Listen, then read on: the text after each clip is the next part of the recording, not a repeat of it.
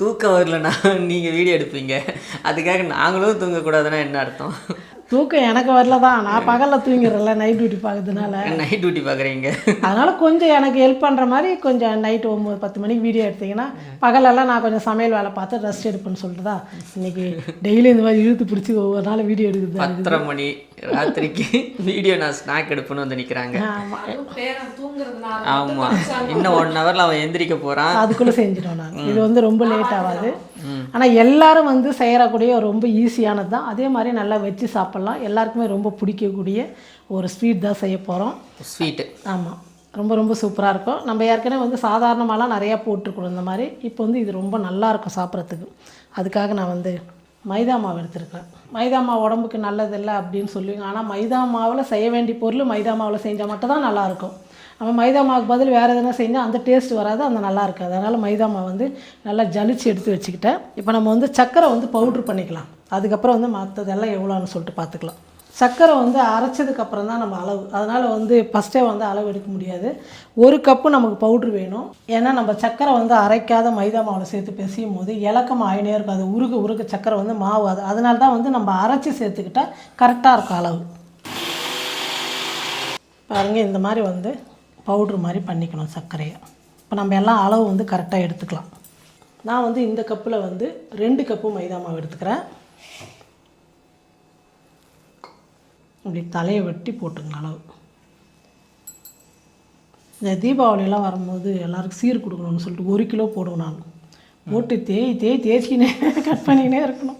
இப்போ அதனால தான் வந்து நான் கொஞ்சம் கரெக்டாக கம்மியாக போட்டுக்கிறேன். 2 கப்பு வந்து மைதா மாவு எடுத்துக்கிட்டேன். இப்போ இதிலே வந்து பார்த்திங்கன்னா அதே கப்பில் 1/2 கப்பு ரவை. 1/2 கப்பு. ஆமாம். இது தேங்காய் வந்து தோல் எடுத்துகிட்டு மிக்சியில் போட்டு நைஸாக அரைச்சிட்டு வெறும் கடாயில் நல்லா வறுத்து நல்லா ட்ரையாக இந்த மாதிரி வந்து வறுத்து வச்சுக்கணும். அப்படி நீங்கள் ஃப்ரிட்ஜில் வச்சுக்கும் போது 6 மாதம் ஆனால் கூட இது கெட்டு போகாது. அதில் வந்து நான் பெரிய ஸ்பூனில் ஒரு 2 ஸ்பூனு, சின்ன ஸ்பூனுன்னா 4 ஸ்பூனு வரும். இதுக்கு பேர் என்னமோ சொல்லுவாங்களே, டெசிகேட்டட் கோகோனட். எனக்கு அது வாயில் வராது. அதனால தான் வந்து தேங்காய் வந்து அரைச்சி வறுத்து பவுட்ரு பண்ணி வச்சுக்கலாம். நல்லா வறுத்து பவுட்ரு பண்ணி ஃப்ரிட்ஜில் வச்சுட்டா நம்ம எப்போ யூஸ் பண்ணலாம், இந்த மாதிரி தேவைப்பட்டதுக்கெல்லாம் நம்ம எடுத்து போட்டுக்கலாம். 2 ஸ்பூன் சேர்த்துருக்கோம். நல்லா பெரிய ஸ்பூனில் 2. ஆனால் சின்ன ஸ்பூனாக இருந்தால் 4 ஸ்பூன் வரும். அளவு கரெக்டாக சொல்லணும்ல. இப்போ வந்து ஏலக்காய் பொடி ஒரு 1/2 ஸ்பூன். நம்ம சர்க்கரை சேர்த்ததுனால அளவு தெரிய மாட்டேங்குது, அதனால் கொஞ்சம் அதிகமாக சேர்த்துக்கிறேன். 1 சிட்டிக்கு வந்து உப்பு சேர்த்துக்கலாம், அது டேஸ்ட் வந்து கூடும். இப்போ வந்து நம்ம சர்க்கரையை வந்து அளந்து சேர்த்துக்கலாம். எல்லாம் வெள்ளையாக இருக்குது. 1 கப். ஆமாம், 2 கப்பு மைதாவுக்கு நீங்கள் வந்து தேங்காவோ ரவையோ கணக்கு வைக்காதீங்க. நம்ம மாவு மட்டும் தான் கணக்கு வச்சு சர்க்கரை எடுக்கணும். 2 கப்பு மைதாவுக்கு 1 கப்பு ஃபுல்லாக சர்க்கரை எடுத்துக்கலாம். இனிப்பு கரெக்டாக இருக்கும். Sugar powder. ஆமாம், அரைச்சி சேர்த்துக்கணும், அதுக்கு தான் பவுடர். இந்த மாதிரி நம்ம மாவு எடுத்த மாதிரி தலை வெட்டி எடுத்துக்கினா போதும். இதையும் சேர்த்துடலாம். இப்போ கடைசியாக வந்து ஒரு 3 ஸ்பூன் வந்து நெய் சேர்த்துக்கலாம். நெய் சேர்த்துட்டு தான் நம்ம மாவு ஃபஸ்ட்டு பிசைஞ்சிக்கணும். 3 ஸ்பூன். சாப்பிட்றதுக்கு டேஸ்ட்டும் இருக்கும், நல்லா வாசனையாக நல்லா இருக்கும். இப்போ இதெல்லாம் நல்லா கலந்து கொடுத்துக்கலாம். நல்லா ஒன்றோட ஒன்றா நல்லா கையில் மிக்ஸ் பண்ணிக்கணும். ஏன்னா அந்த நெய் சேர்த்தலாம் நம்ம, அந்த நெய் வந்து எல்லா மாவோட மிக்ஸ் ஆகிட்டு உருண்டை இல்லாமல். ஆமாம், நல்லா உருண்டை எல்லாம் நல்லா அப்படி பிடிச்சா கொழுக்கட்டை மாதிரி வரணும். அதனால தான் அதுதான் பக்குவம், கரெக்டாக டேஸ்ட்டு நல்லா இருக்கிறதுக்கு. எல்லாம் மிக்ஸ் பண்ணியாச்சு. இது பாருங்கள், இப்படி பிடிக்கும் போது இப்படி வரணும், அப்புறம் உடைச்சா அந்த மாதிரி வரும். இது கரெக்டாக இருக்குது. நம்ம வந்து இன்றைக்கி வந்து தண்ணியில் வந்து சேர்த்து வந்து மாவு பிசைய போகிறதில்ல, வெறும் பாலில் தான் மாவு பிசைய போகிறோம். ரொம்ப ரொம்ப டேஸ்ட்டாக இருக்கும், குழந்தைங்களுக்கு நல்லாயிருக்கும் பாலில் செஞ்சு கொடுக்கும்போது. பால் வந்து காய வச்சு ஆற வச்சு எடுத்து வச்சுருக்கிறேன். அது கொஞ்சம் சூடாக இருக்குது. நான் ஃபஸ்ட்டே வந்து காய வச்சு நல்லா ஆற வச்சுருக்கேன். சூடாகவும் நம்ம சேர்த்துக்கலாம், அது ஒன்றும் தப்பு இல்லை. அது கொஞ்சம் கொஞ்சமாக விட்டு மாவு வந்து பிசைஞ்சிக்கலாம். பால் அளவுமா? பால் வந்து அளவெல்லாம் இல்லை, கெட்டியாக நம்ம சப்பாத்தி மாவு மாதிரி கெட்டியாக பிசையணும். பூரி மாவு மாதிரி கெட்டியாக பிசையணும். சப்பாத்தி மாவு மாதிரி கூட கொஞ்சம் இலப்பாக இருக்கும். கொஞ்சம் சூடாக இருக்குது பால், அதனால் கொஞ்சம் கொஞ்சமாக ஊற்றி பிசைஞ்சிக்கலாம். காய வச்ச பால்? ஆமாம், காய வச்ச பால். ஏன்னா சர்க்கரை சேர்த்ததுனால கொஞ்சம் அதிகமாக சேர்த்துட்டிங்கன்னா மாவு வந்து இலக்கமாக ஆகிடும். அதனால் கொஞ்சம் கொஞ்சமாக விட்டு டைட்டாக பிசையணும் மாவு. உங்களுக்கு பால் பிடிக்கலன்னா நீங்கள் தண்ணி கூட சேர்த்து வந்து மாவு பிசைஞ்சிக்கலாம். ஆனால் பாலில் செஞ்சிங்கன்னா குழந்தைங்களுக்கு நல்லது, சாப்பிட்றதுக்கு நல்லாயிருக்கும், டேஸ்ட் வந்து நல்லாயிருக்கும். பாருங்கள் நான் மாவு எடுத்தேன் 1 கப்பு பால் எடுத்தேன், எனக்கு 1/2 கப்பே சரியாக போயிடும். ஏன்னா சர்க்கரை சேர்த்துக்கிறதுனால 1/2 கப்பே கரெக்டாக இருக்கும். இப்போ நல்லா டைட்டாக பிசைஞ்சிக்கலாம். பாருங்கள் மாவு வந்து பிசைஞ்சிட்டோம். இந்த அளவுக்கு கெட்டியாக இருக்கும். இப்படி அழுத்துனா இந்த மாதிரி இறங்கணும். ஏன்னா இந்த அளவுக்கு இருந்தால் தான் இப்போ நம்ம ரவை சேர்த்ததுனால ஒரு 15-20 நிமிஷம் நல்லா ஊறணும். அப்போ தான் ரவை வந்து நல்லா ஊறி வரும், இன்னும் மாவு வந்து கெட்டியாகிடும். அதனால் இது கரெக்டான பக்குவம். இது ஒரு தட்டு போட்டு மூடி வச்சுட்டு நம்ம ஒரு 20 நிமிஷம் கழிச்சு வந்து நம்ம ஒன்று ஈர துணி போட்டுருங்க, இல்லைனா இந்த மாதிரி கிண்ணத்தை வந்து காற்று போகாமல் மூடி வச்சுருங்க. காஞ்சி போகாத மாவு இப்படியே இருக்கட்டும். 20 நிமிஷம் கழிச்சு நம்ம பார்க்கலாம். பாருங்கள் ஒரு நல்லா 20 நிமிஷம் வந்து நல்லா ஊறிடுச்சு. பாருங்கள் கெட்டியாகிடுச்சு. இப்போ நல்லா இன்னொரு முறை நல்லா பிசைஞ்சிக்கலாம். இப்போ ரவை சேர்த்ததுனால நல்லா கொஞ்சம் நைஸாக நல்லா ஒரு 5 நிமிஷத்துக்கு வந்து நல்லா பிசைஞ்சிக்கணும் மாவு. நல்லா ஒன்று சேர பிசைஞ்சிட்டே இருக்கணுங்களா? ஆமாம், இல்லைனா வந்து வெடிச்சிடும். இந்த டீ கடை கஜடா செய்வோம்ல, ஆமாம், அது எப்படி வெடிக்குது, விரிசல் விட்டுரும். ரவை சேர்க்கறதுனால அந்த மாதிரி ஆகிடும். Okay okay. அதனால் கொஞ்சம் நல்லா நைஸாக பிசைஞ்சிக்கலாம். இந்த பக்கம் ஸ்டவ் பற்ற வச்சு எண்ணெய் ஊற்றி வச்சுட்டு, எண்ணெய் வந்து ரொம்ப கொதிக்கிற மாதிரி காயக்கூடாது. அப்போ மேலே வந்து கலர் வந்துடும், உள்ள மாவு வந்து வேகாது. நம்ம கொஞ்சம் கனமாக தான் போட போகிறோம். அதனால் அதை கொஞ்சம் கம்மியாக குறைச்சி வச்சுட்டு இப்போ நம்ம வந்து கட் பண்ணிக்கலாம். நம்ம வந்து மாவு வந்து போட்டு வந்து கட் பண்ண வேணாம், ஏன்னா நெய்யெல்லாம் சேர்த்ததுனால பாருங்கள் மாவு வந்து ஒட்டவே இல்லை. இப்போ தேய்க்கிறதுக்கு மட்டும் கொஞ்சம் லைட்டாக அந்த கட்டையில் நெய் தடவிக்கலாம், சும்மா அந்த கட்டையில் மட்டும். முழு மாவையும் 2ஆக பிரிச்சிட்டிங்கன்னா அவ்வளோதான், பெருசாக தேய்க்க போகிறோமா? ஆமாம், கனமாக வேணும். அதனால் வந்து இவ்வளோ பெருசு இருந்தால் தான் கரெக்டாக இருக்கும்.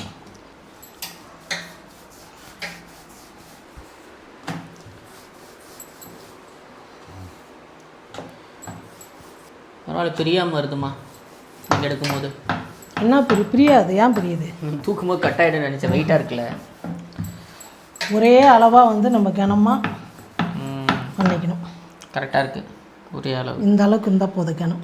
பாருங்க, இப்போ இந்த சைட்லலாம் வந்து நம்ம கட் பண்ணி எடுத்துட்டா அப்போ தான் ஒரே சதுரமாக இருக்கணும், கரெக்டாக இருக்கும். அப்போ தான் கட் பண்ணுறது. இந்த ஓரமாவெல்லாம் எடுத்துடலாம், இதெல்லாம் எடுத்துடும்.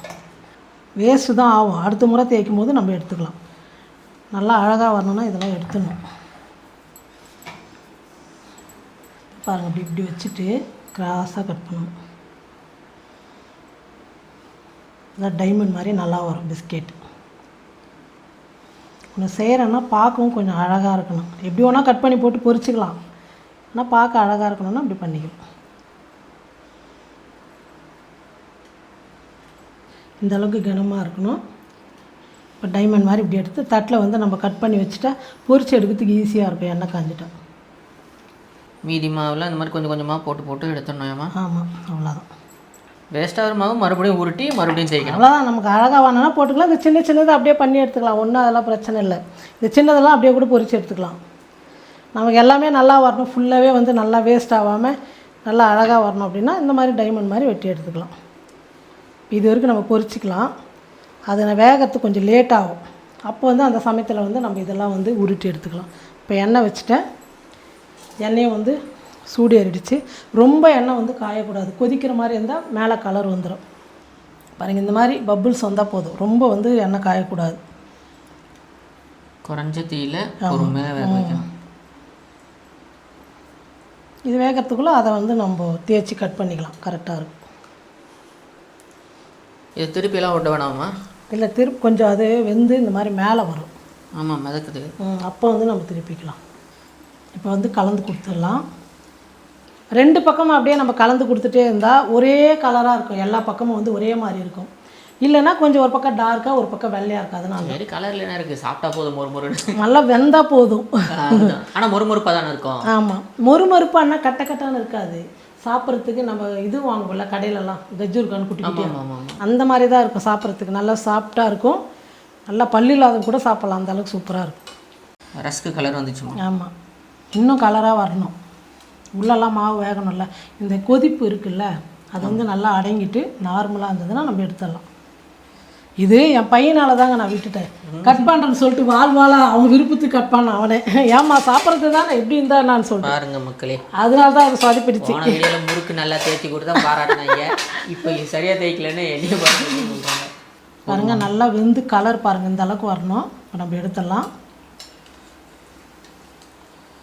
இந்த மாதிரி ஒரு வடிகரண்டியில் போட்டால் இருக்கிற எண்ணெய்லாம் நல்லா எடுத்துரும். எண்ணெய்லாம் இது இழுக்கவே எடுக்காது எண்ணெய். போடும்போது அது சாஃப்டாக இருக்குமா? ஆமாம், அப்படி தான் இருக்குது. மொறுமொறுமாக இருக்கும் சாப்பிடும்போது சூடாறின பருப்பு. ரொம்ப வந்து கல் மாதிரி இருக்கா, சாப்பிட்றதுக்கு அப்படியே நல்லாயிருக்கும். எனக்கெல்லாம் அரக்கோணத்துலேருந்து பெங்களூர் போகும்போது அப்பா கஜ்ஜூர்க்கா குட்டி குட்டியாக இந்த மாதிரி சின்ன சின்னதாக வாங்கி ஒரு பாக்ஸில் போட்டு கொடுத்துருவாரு, மில்க் பிஸ்கெட் இதெல்லாம்.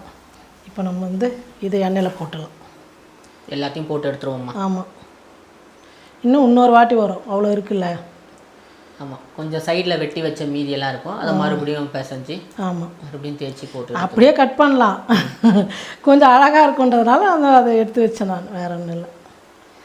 நமக்கு அளவு கரெக்டாலாம் டைமண்ட் மாதிரிலாம் வேணாம் அப்படின்னா நீங்கள் அப்படியே வந்து கட் பண்ணி போட்டுக்கலாம் எப்படி வேணாலும்.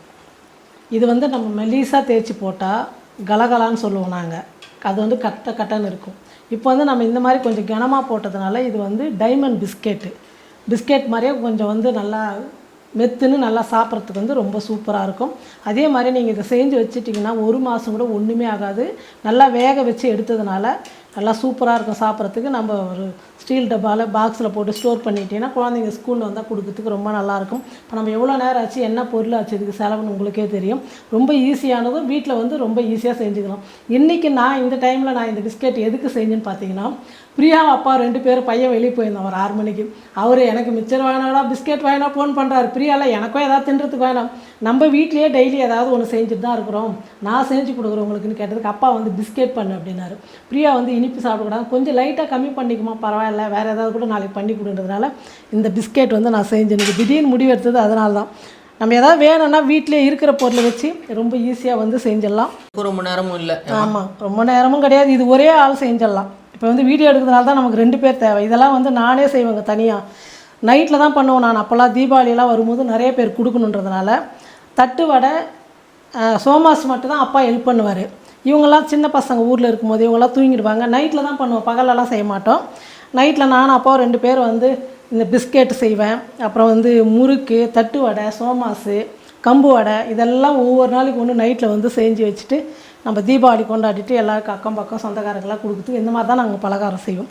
அதே பழக்கம் ஆகிடுச்சு. இப்போ நைட்டில் செய்யறதுக்கு தான் எனக்கு ஈஸியாக இருக்குது, ஏன்னா பகலில் நிறையா வேலை, நம்மளால் இதுக்கு டைம் எடுத்து பண்ண முடிய மாட்டேங்குது. நீங்களும் இதே மாதிரி செஞ்சு பாருங்கள், ரொம்ப ரொம்ப நல்லாயிருக்கும். டேஸ்ட்டு சூப்பராக இருக்குமா? நல்லா இருக்கா? என் பையன் நல்லா இருக்குதுன்னா அது நல்லா தாங்க இருக்கும். நல்லா இல்லை ஏன் சொல்கிறேன்னா, நல்லா இல்லைன்னா அம்மாவே செஞ்சாலும் அம்மா இது குறை இருக்குது, இது டேஸ்ட் இல்லை, உப்பு இல்லை, காரம்னு கரெக்டாக சொல்லிவிடுவான். அப்பாலாம் வந்து அட்ஜஸ்ட் பண்ணிக்குவார், நல்லா இருக்குன்னு சொல்லிவிடுவார். அதனால தான் இவன் சொன்னால் எனக்கு கரெக்டாக இருக்குன்னு சொல்லுவேன். இனிப்பெல்லாம் எல்லாமே கரெக்டாக இருக்கா? நான் எடுத்துக்கிட்ட அளவு அதே மாதிரி வந்து நீங்கள் செஞ்சு பாருங்கள், ரொம்ப ரொம்ப சூப்பராக இருக்கும். செஞ்சு இந்த மாதிரி வச்சுக்கோங்க, பசங்களுக்கு கொடுக்கறதுக்கெல்லாம் ரொம்ப நல்லாயிருக்கும். நம்ம வீட்டிலே செய்கிறதுனால நமக்கு உடம்புக்கும் ரொம்ப நல்லது. நீங்களே இதே மாதிரி செஞ்சு பார்த்துட்டு எப்படி இருக்குன்னு சொல்லிட்டு மறக்காமல் கமெண்ட் பண்ணுங்கள், ஷேர் பண்ணுங்கள். நன்றி.